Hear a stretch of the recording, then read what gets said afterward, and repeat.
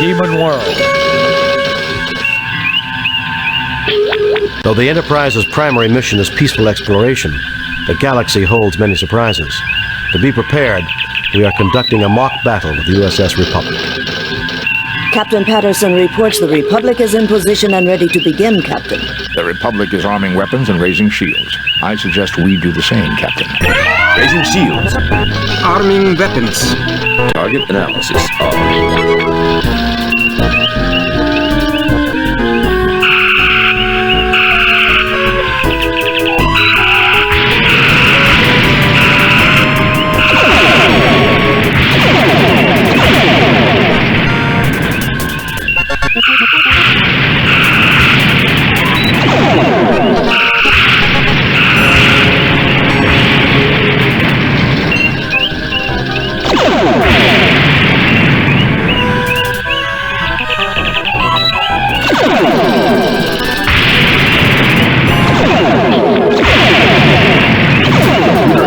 The Republic is crippled, Captain.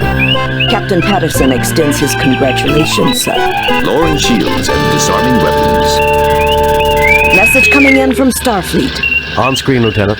Jim, the Enterprise is ordered to travel to Pollux 5.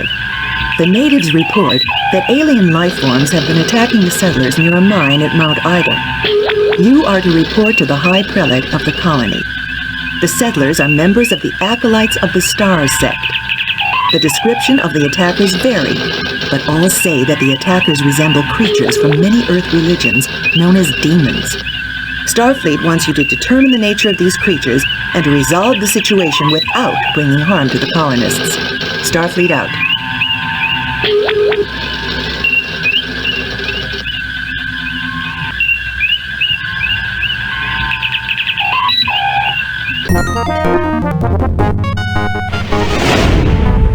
We have arrived at Pollux 5. Entering standard orbit. Message from High Prelate Robert Angevin, sir. Welcome, Enterprise. The High Prelate awaits you. Please, beam down and meet with him.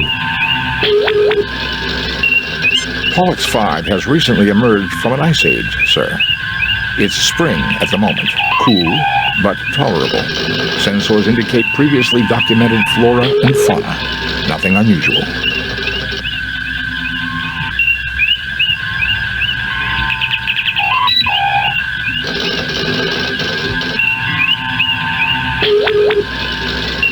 Spock, come with me. Mr. Scott, you have the con.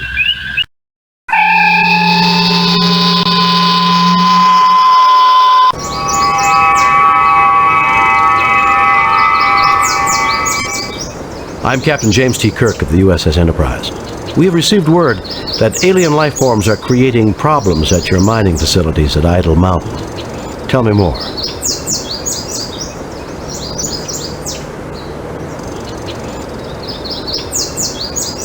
Certainly, Captain Kirk. Not aliens per se. We have encountered what we believe are demons at Idle Mountain. Creatures surely emerging from the very gates of hell. Our God would not test us thus without reason. So we believe your might and insight are our God's method to help us discover what is going on. Aside from seeing demons, has any hard data been collected? Any evidence I could see?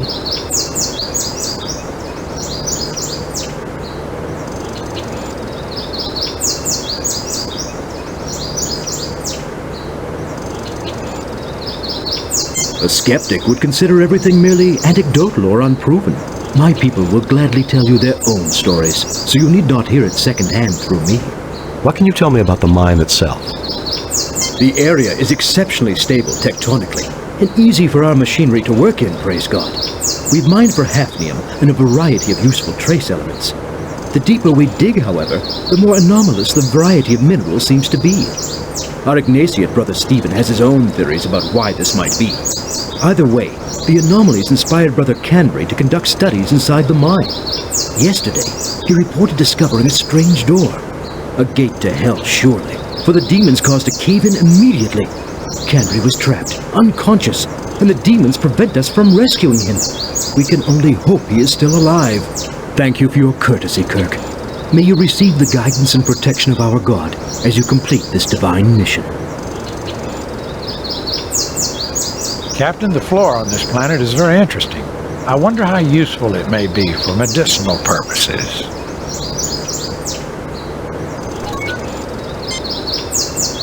High Prelate Angiven waits patiently for you to decide what you will do next.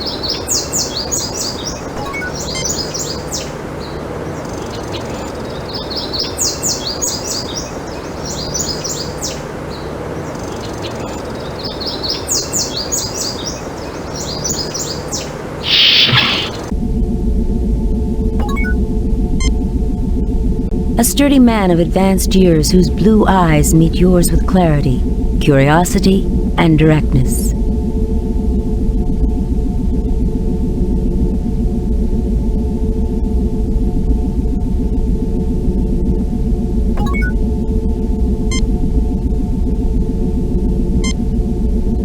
Jim, this man has suffered severe physical injuries to his head and arm. The wounds have been adequately cared for. However, he has developed a Nugarian infection. If not treated swiftly, the effects can be fatal. The infection can normally be treated with hypoditoxin, but there's none on the Enterprise. I may be of some assistance. The Lorexian berry grows near the mouth of the cave. If I could acquire it, I would be able to synthesize the hypoditoxin from the berry. Unfortunately, the demons prevent us from approaching the cave entrance. Perhaps you could retrieve it for me.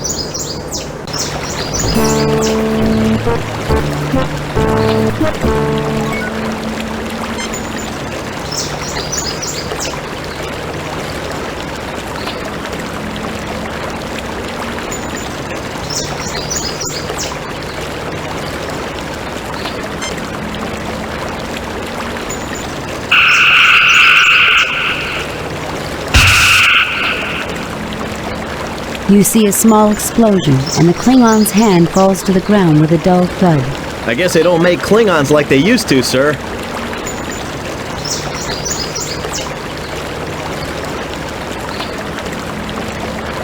Captain, we registered laser fire and an unknown energy beam. Is everyone okay? We're fine. Did you register any disruptor fire? No, Captain. Why? Are there Klingons down there? No, just an idea, Kirk out. Fascinating. I begin to suspect that we have stumbled upon something that the colonists would never have uncovered. What is it, Spock? I wish to gather further data before making a definite conclusion, Captain.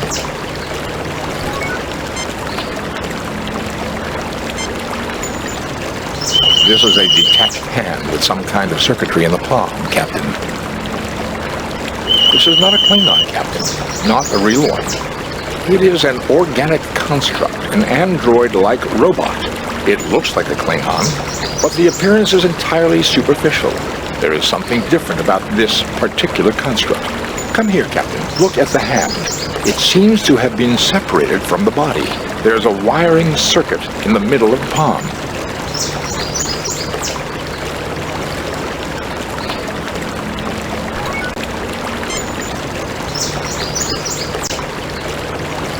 You take the Klingon's detached hand.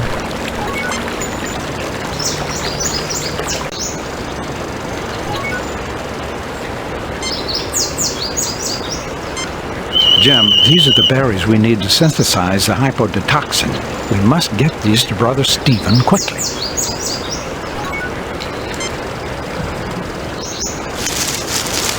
You have retrieved a sample of berries.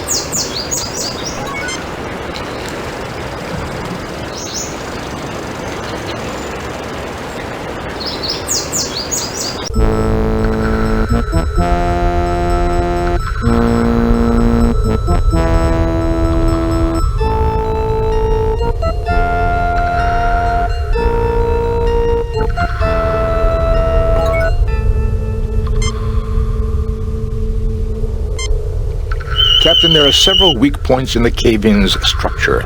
Careful use of our phasers from the top down should be able to clear it.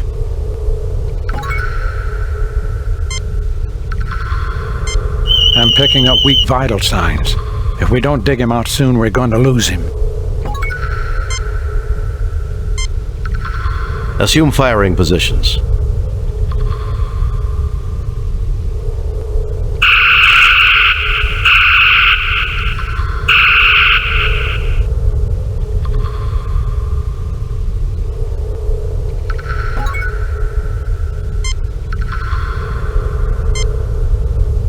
This man is badly hurt and suffering from shock and exposure as well.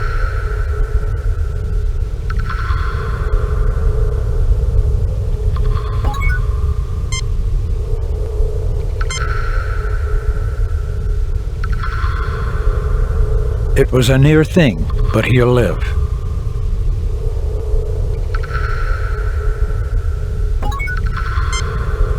Oh, thank you, kind souls, for saving my life. Let me rest here for a little before returning to report this miracle to Prelate Angiven.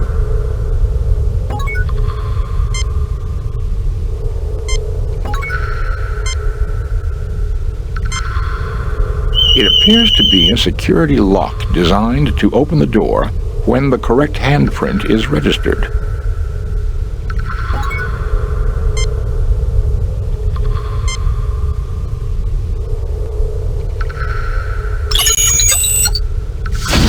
The fit is perfect, but something seems to be shorting out. I recommend as thorough an analysis of this area as possible.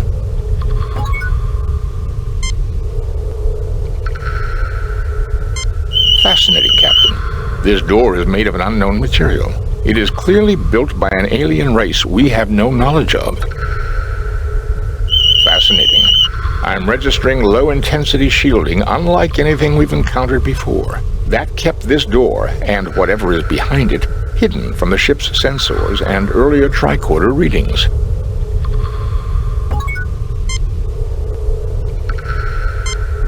This is incredible, Jim. I'm picking up faint life sign readings behind this door. There's nothing there requiring a ship's doctor.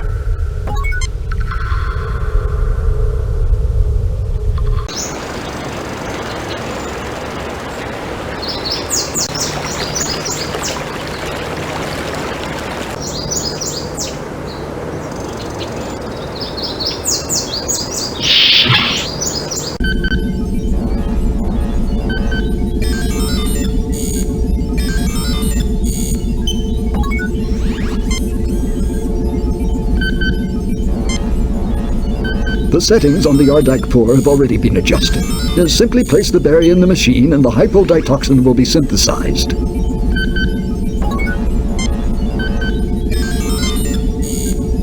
Fascinating, Captain. It is an Ardak 4 molecular synthesizer, a museum piece in perfect working order. A vintage 801286 of the mid-21st century. It is a fine museum piece. A vintage 801286 of the mid-21st century. It is a fine museum piece.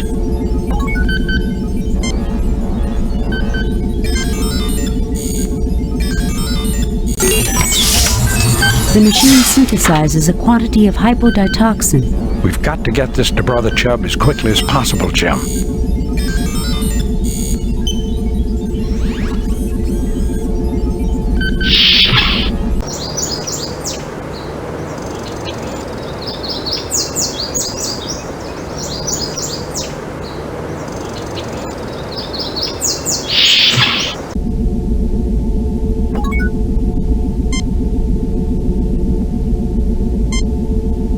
This man is getting worse. We've got to find those berries before he dies.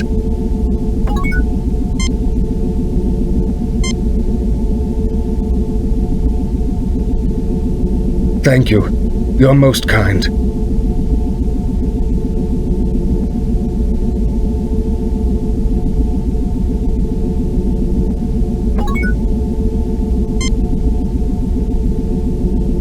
I headed up the party that sought to rescue Brother Kandri. Without warning, the demons appeared and attacked us as we approached the mine. Can you tell us what they look like? Like the demons that have plagued devout folk since before our people left the earth. Huge, muscular demons with ruddy skin, truly the manifestation of evil, with bat wings, horns and talons and a pointed tail. God preserve us all. One tore open my arm and I surely would have perished, but for my companions who bore me back down the mountain. The demons didn't follow you? No.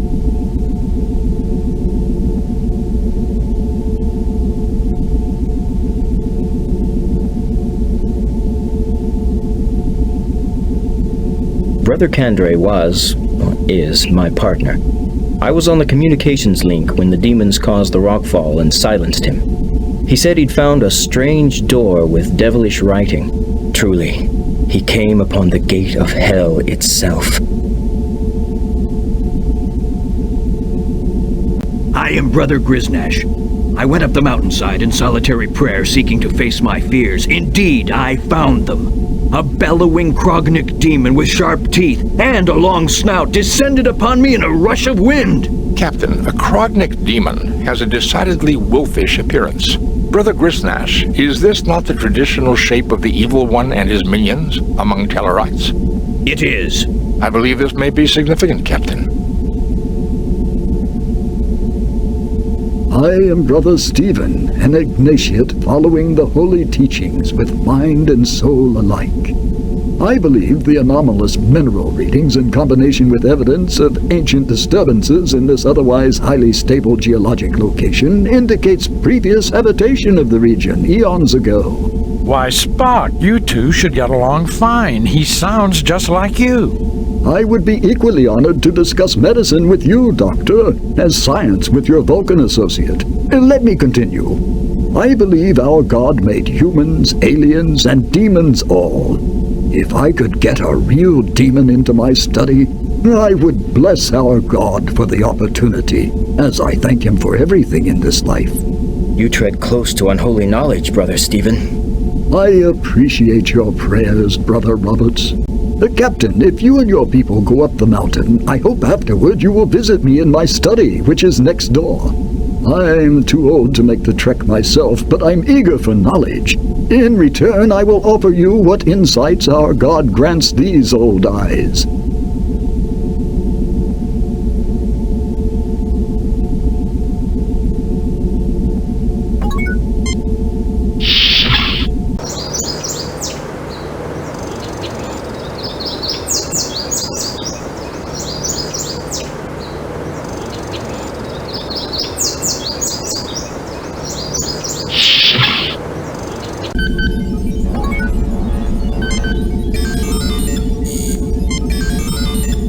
What a fascinating piece of equipment. Highly advanced technology. You see here, it seems to have been damaged, however. Take it to my workbench and let's see if it can be repaired. I fear my hands are too shaky to perform such fine work, but perhaps one of you can do it. Mr. Spock, see what you can do about that hand.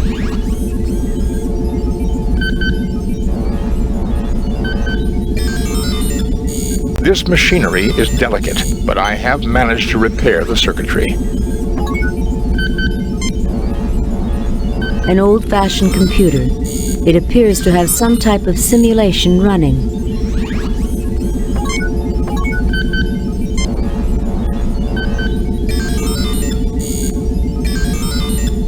Captain, this appears to be a model of the Earth.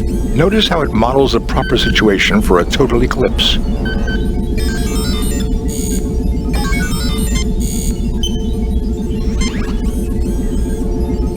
A vintage 8012-86 of the mid-21st century. It is a fine museum piece. Residue of several different compounds are in the tubes. None of the compounds would explain the sightings.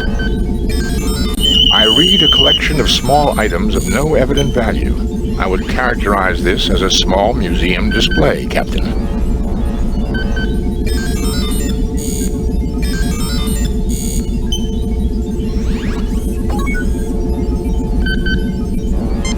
You are interested in my little museum of curiosities? Looks like a pile of junk if you ask me. Yes, tell us about these things. I enjoy talking about these treasures. Shall I go into mineral specimens? True curiosities, nothing more. I think they're very pretty, don't you? Shall I go into mineral specimens? Meteorite. I believe this is evidence of the cataclysm which destroyed the moon of Pollux 5 eons past. I've constructed a theoretical model based on analysis of the planet's rings of what things might have been like. I think that the moon, like Earth's moon, would have made a total eclipse of the sun possible. I would have liked to have seen that, for conditions making a perfect total eclipse are rare in the universe. Our God creates great wonders. Shall I go into mineral specimen? Meteorite. Fossil shells. One of the oldest forms I've seen on this planet. Our God makes beautiful things indeed. Shall I go into mineral specimens? Meteor fossil shell. Skull of a small alien animal. The skull of a modern Silati, the largest creature native to this planet, about the size of a house cat from Earth. The Silatis combine a rather insectoid pattern with four-legged reptilian form, including praying mantis-like forelimbs. Shall I go into mineral specimens? Meteor fossil skull twist of metal. This chunk of rock is a greatly weathered example of a vanadium tungsten alloy, which doesn't occur naturally. It is my best evidence that the area was previously inhabited. Shall I go into mineral specimens? Meteor fossil skull of a twist of metal, or would you rather move on to something else? Very well. I can't imagine why, but if you have a further interest in any of this, take what you like. But please remember to return my treasures when you're done with them. You are interested in my little museum of curiosity? Looks like a pile of junk if you ask me. Where did you find all this? Looks like a... Yes, tell us about these. Where did you find all this? Here and there. Much of it was brought to me by others exploring widely. Looks like a pile of junk if you ask me. Yes, looks like a pile of junk. Yes, tell us about these things. I enjoy talking about these treasures. Shall I go into mineral specimens? Or would you rather... Very well.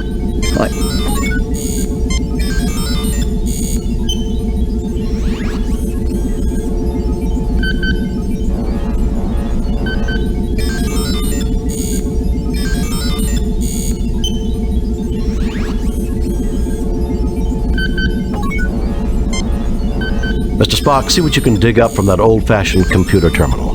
Captain, this appears to be a model of the Earth. Notice how it models the proper situation for a total eclipse.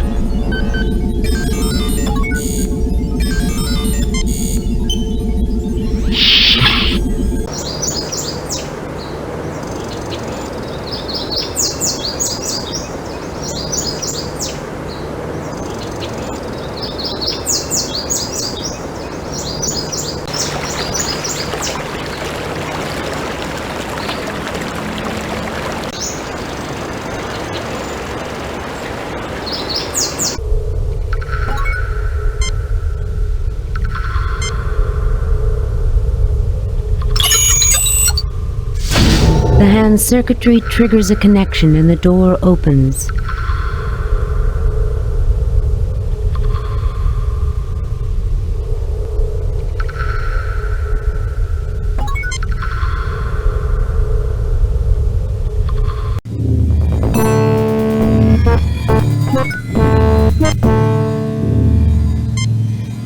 This control panel is a manual override for the alien life support equipment.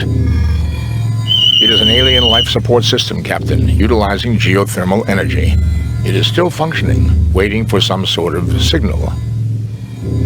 It is an alien life support system, Captain, utilizing geothermal energy. It is still functioning, waiting for some sort of signal.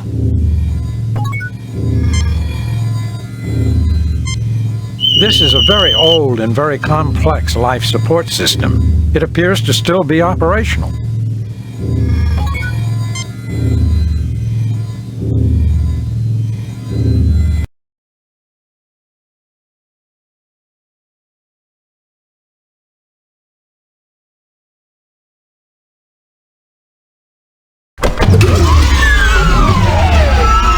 Welcome to our home. Thank you for repairing our somnambutron. Stop. You're trespassing on Federation. I welcome you on behalf of the United Federation of Planets. Who are you? Where you come from? We call ourselves Nowians. Thousands of years ago, we saw that meteor impacts were going to cause an ice age. We created this huge underground shelter to preserve our race, keeping us in suspended animation until the planet had recovered. We programmed the machinery to revive us at the next eclipse, but we did not count on the destruction of our moon. Some advanced civilization. Perhaps you can tell us about the demons. Perhaps you can tell us about the demons. The demons, as you call them, are created by a machine designed to keep intruders away from our sleep chambers. It pulls from the minds of any approaching creature their most feared enemy and produces replicas to scare them away. For you and your crew, it was Klingons. For the Tellarites, a wolf demon. And for the other humans, a demon from their religion. On behalf of my people, thank you for waking us. I will turn off the machinery which creates our guardians, so that they no longer bedevil those with whom we now share our home. Oh, woe! Alas! The key is missing. I can do nothing. Even we will suffer the attacks of our own guardians unless the key can be found. I implore you, if you can help, please do so. Jim, think about that skull we picked up from Brother Stephen. Now look at this alien. See the resemblance?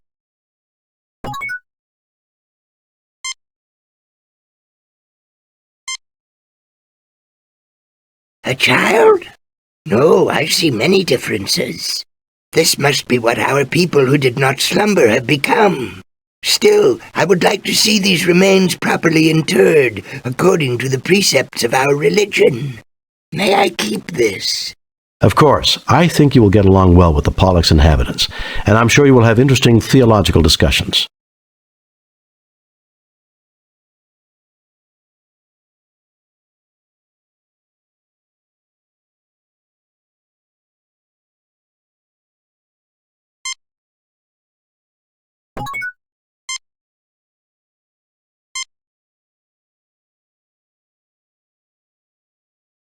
You found the key. I can now turn off the machinery creating our guardians, and no more sentience shall be at risk. Surely the Holy One smiles upon us all. I have no way to thank you, Captain, but please carry this request from my people to yours. We have much ancient knowledge we can share, and we would like to join your Federation. Go in peace. I will be glad to accept your application to the Federation.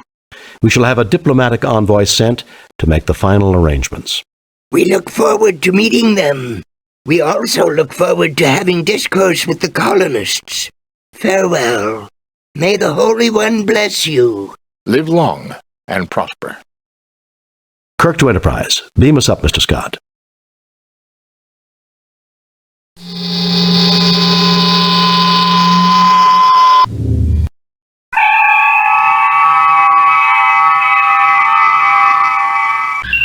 Message from Starfleet. On screen, Lieutenant. We have read your report on the problems at Pollux 5 and evaluate your performance at 100%. You and your crew received 4 commendation points. A perfect mission, Jim. You are a model for all Starfleet. I might have known there weren't any demons. We all have demons of our own, Bones. The ones we can't confront are often the hardest to deal with. These demons were based on fear, Captain. A human failing. I don't know, Spock. Everything that I've ever read about demons describes them as having pointy ears.